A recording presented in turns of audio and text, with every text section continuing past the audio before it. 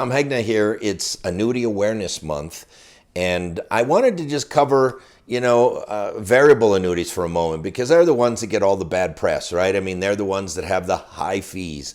Well, yes, variable annuities do have higher fees than other investments, but it's because they have guarantees that other investments don't have.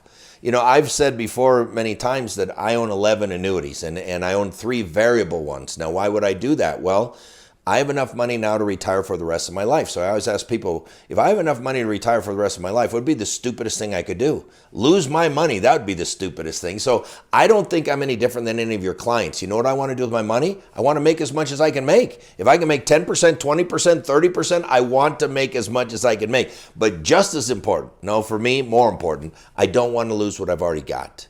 Well, Vanguard can't do that for me. Fidelity can't do that for me. Mr. Ken Fisher cannot do that for me. That's what a variable annuity can do for me. And oh, by the way, last year, there were hundreds of variable annuity sub-accounts that were up over 20 and 30% after fees.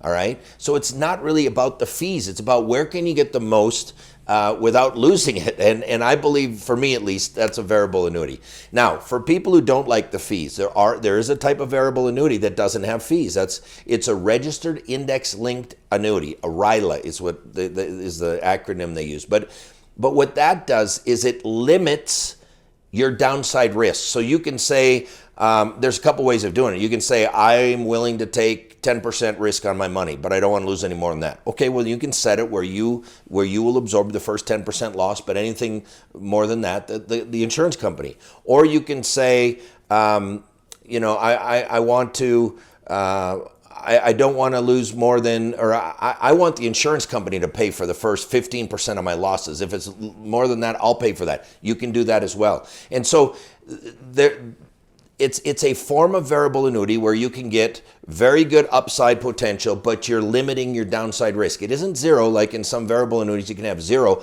but in a RILA you can say how much risk you want, what part of the risk you want to take, what part of the risk you want the insurance company to take. And oh, by the way, that is the fastest growing annuity on the market today.